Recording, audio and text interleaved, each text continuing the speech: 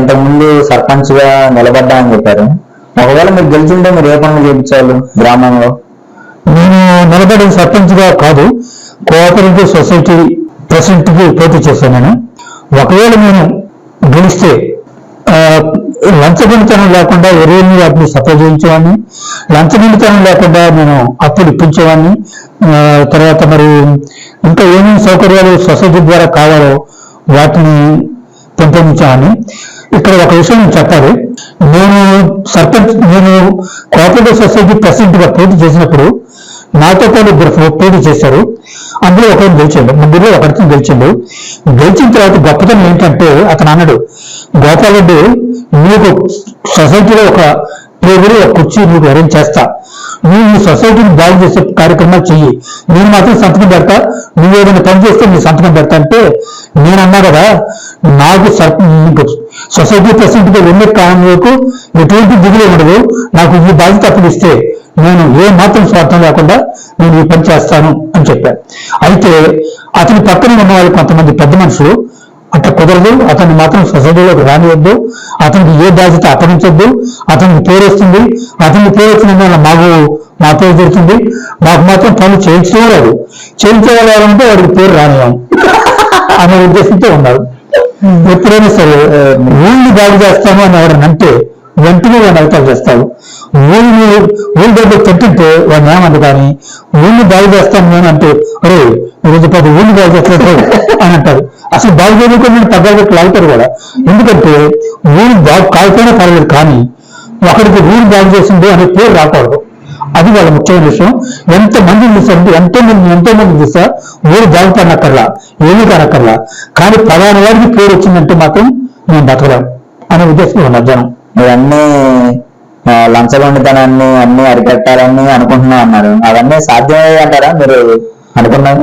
నేను లంచగొండితనాన్ని అరికడదాం అనే ఉద్దేశంతో ఎప్పుడు నేను అంటే మీరు ఎలాగ లంచం ఇవ్వరు కాబట్టి మీ పనులు జరిగాయా అసలు మీరు అనుకున్నట్టుగా? మన పక్కన జనం ఉంటే, ఊళ్ళో జనం ఎవరు అక్కర్లా, మన పక్కన జనం ఉంటే మనకు కావాల్సిన నిధులు వస్తాయి, అందులో మాత్రం అనుమానం లేదు. కానీ నేను సర్పంచ్గా కానీ లేకపోతే సొసైటీ ప్రెసిడెంట్ గా ఎన్నికైనా సరే నా పక్కన ఎవరు లేకపోతే, నాకు ఎవరు మద్దతు ఇవ్వకపోతే ఎవరు కూడా మన మాట వినరు, మన ఊరికి నిధులు రావు, మన ఊరు బాగుపడదు. అంతే. మీరు ఎంత తేవాలని ప్రయత్నించినా రావు. ఎందుకంటే నేను బలహీనమైన ప్రెసిడెంట్ కాబట్టి ఈ బలహీన ప్రెసిడెంట్ కి నిధులు ఇచ్చిన దాన్ని మనకు ఉపయోగం ఏమి లేదని పైన వాళ్ళు మన ఊరికి ఏ నిధులు ఇవ్వరు, మన ఊరు బాగుపడకుండా వాళ్ళకి ఏం బాధలేదు. ఇప్పుడు ఏది పెద్ద పోస్ట్ అంటారు, సర్పంచ్ దా లేకపోతే కోఆపరేటివ్ సొసైటీదా? సర్పంచ్ పదే గొప్పది. సర్పంచ్ అంటే దాదాపు ఊరికి మోనాక్టమి లెక్క, ఊరికి రాజకీయ లెక్క. సర్పంచ్ అంటే అతనికి చాలా పవర్స్ ఉన్నాయి. కానీ చాలా మంది సర్పంచ్ పుస్తకాలు చదవరు, వాళ్ళకున్న పవర్స్ ని చూడరు. తర్వాత వాళ్ళకున్న పవర్స్ ని ఉపయోగించినట్టు మాత్రం అతనికి మళ్ళీ సపోర్ట్ ఉండదు. ఎంతసేపు కూడా తన పవర్స్ ని ఉపయోగించకుండా పవర్స్ ని ఉల్లంఘించి అన్యాయాలకి ఎవరికో ఒకరికి కొద్దిగా వారంభోగం ఇచ్చో లేకపోతే కాలనీలు ఇచ్చో అది ఇచ్చో ఇది ఇచ్చో అడుగులు కాని వాళ్ళకి కాలనీలు ఇప్పించో అట్లా చేస్తేనే అతను సర్పంచ్ గా రాణిస్తారు. కానీ నేను నిజాయితీగా ఉంటానంటే ఆ సర్పంచ్ రాణించలేడు. అతనికి కనుక ఊళ్ళో సపోర్ట్ ఉంటే మాత్రం కొంతవరకు లంచగొండితనాన్ని ఆపొచ్చు, కొంతవరకు నిధులు రాబట్టవచ్చు, కొంతవరకు ఊరిని బాగు చేయవచ్చు కూడా. మనిషి జీవితంలో డబ్బు, ఆరోగ్యం, శృంగారం ఏది విలువని అంటారు? అన్నిటికంటే ముఖ్యం ఆరోగ్యం. ఆరోగ్యం లేకపోతే అసలు ఆ మనిషి ఏమీ లేనివాడి కింద లెక్క. ఆరోగ్యం ఉంటే బాగా అతను ఎంతో సంపద కలవాడి కింద లెక్క. తర్వాత డబ్బు కూడా చాలా చాలా చాలా అవసరం. డబ్బు లేకపోతే ఏ పని కాదు. ఆఖరికి ఆరోగ్యాన్ని సక్రమంగా ఉంచుకున్నామన్నా సరే డబ్బు కావాలి. కొన్ని కనీసం వచ్చే రోగాలను మనం చేసుకోవడం డబ్బు కావాలి అనే కాదు, ఒక మంచి బలమైన పుష్టికరమైన ఆహారాన్ని తినాలన్నా కూడా కొంత డబ్బు ఖర్చు చేయాలి. ఆహారం మీద ఖర్చు చేయడం కూడా కామన్ ఖర్చు. మంచి ఖర్చు చేస్తేనే మనకు పుష్టికరమైన ఆహారం మనం తినగలం. పుష్టికరమైన ఆహారం ఉంటేనే మన ఆరోగ్యం బాగుంటుంది, లేకపోతే ఇది ఉండదు. శృంగారం సంగతి మాత్రం శృంగారం చాలా మంచిది అంటారు, నేను ఒప్పుకుంటా. తర్వాత శృంగారం చేస్తే, ఒక్కసారి శృంగారం చేస్తే వారం రోజులు జిమ్ చేయడానికి విలువని చెప్పి అంటారు. అదొక ఎక్సర్సైజ్ అంట, మంచి ఎక్సర్సైజ్ అంట. తర్వాత శృంగారం చేసేవాడికి మనాది ఉండదు, డిప్రెషన్ ఉండదు అంటారు. తర్వాత కొన్ని హార్ట్ అటాక్లు కూడా రావు అంటారు. ఇంకా ఏమో కొన్ని నోరు తిరగని వ్యాధులు ఉన్నాయి, వాటి నుంచి కూడా శృంగారం తప్పిస్తుంది అని చెప్పి కూడా చాలా మంది అంటారు. ఇవన్నీ నిజమని కూడా నేను చెప్పుకుంటా, నాకు తెలియదు, నేను మాత్రం డాక్టర్ని కాదు. అతిగా చేయడం వల్ల కూడా లోపాలు ఉన్నాయని కూడా చెప్తున్నారు. అతిగా చేస్తే లోపమే, కానీ తగినంత చేయాల్సిందే. ఇది నేను చెప్పేది డాక్టర్లు చెప్పిన మాట, యూట్యూబ్ లో చూసిన మాట తప్ప నాకు ఇది ఏమీ తెలియదు.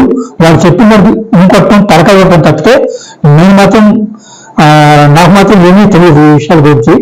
కానీ ఇది డాక్టర్ సిద్ధాంతం లాగా ఖండించడం లేదు, మద్దతు ఇవ్వలేను అన్నట్టు కాకుండా ఈ చెప్పిన ఈ శృంగారం గురించి చెప్పిన మాటలు మాత్రం నేను పూర్తిగా సమర్థిస్తా, వాళ్ళ మాటలు నేను పూర్తిగా ఒప్పుకుంటాను నేను.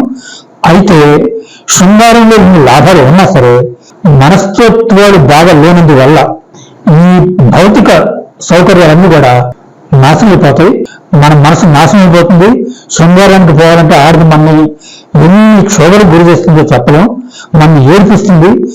ఎంత మనం ఏడిస్తే ఆమెకు అంత సంతోషం తప్పితే చచ్చినా మన సుఖపడదు. ఒక ఆడమనిషికే కాదు, చాలా మంది ఎదుటి వాళ్ళు సుఖపడితే కళ్ళల్లో నిప్పులు పోసుకుంటారు చాలా మంది. అది మాత్రం ఆడవాళ్ళకి ఉంది, మగవాళ్ళకి ఉంది. ఆడవాళ్ళకి మరీ ఎక్కువగా ఉంది. శృంగారంలో వీడు సుఖపడుతుంది ఏంటి, వీడు సుఖపడకూడదు, మాటిమాటికి సూచిపోతూ మాట్లాడాలి, మాటిమాటికి మనసు విరిగి మాట్లాడాలి, ఇటువంటి పనులు చేసినందువలన ఆ శృంగారంలో ఉన్న ఇంతకుముందు చెప్పుకున్న భౌతిక సౌకర్యాలు ఇది మన నుంచి తప్పించుకోవచ్చు. ఇవన్నీ మాయమైపోతాయి. వాడు మానది గురవుతుడు, వాడు నానా హింసలు గురవుతుడు, వాడు సర్వనాశనం అయిపోతాడు అనమాట. ఇప్పుడు ఏ విషయాలు మగాళ్ళకి వర్తిస్తాయా నువ్వు చెప్పిన ఆడవాళ్ళగా? కేవలం మగాళ్ళకి వర్తిస్తాయి, ఆడ మనుషులు ఎవ్వరు ఏమి చేయలేరు. అంటే ఇప్పుడు డబ్బు, ఆరోగ్యం, శృంగారం మగవాళ్ళకి ఏది విలువైనది, ఆడవాళ్ళకి ఏది విలువైనది? డబ్బు, ఆరోగ్యం మగవాళ్ళకి ఆడవాళ్ళకి సమానమైన విలువే. శృంగారం వల్ల మాత్రం మగవాళ్ళకి పూర్తిగా నష్టం. భౌతిక సౌకర్యాలు ఎక్సర్సైజ్ కానీ మనం డిప్రెషన్ లేకుండా ఇటువంటి ఉంటే అది రైటే కావచ్చు. కానీ శృంగారంలో ఈ సౌకర్యాల కంటే కూడా ఆడలు పెట్టే హింస వల్ల ఎక్కువగా బాధపడి వాడు మాది గురవి వాడు మాత్రం వీలైపోతాడు మనిషి. ఎంతో మంది మందు కలిసి వచ్చిన వాళ్ళు అన్నారు శృంగారం వలన.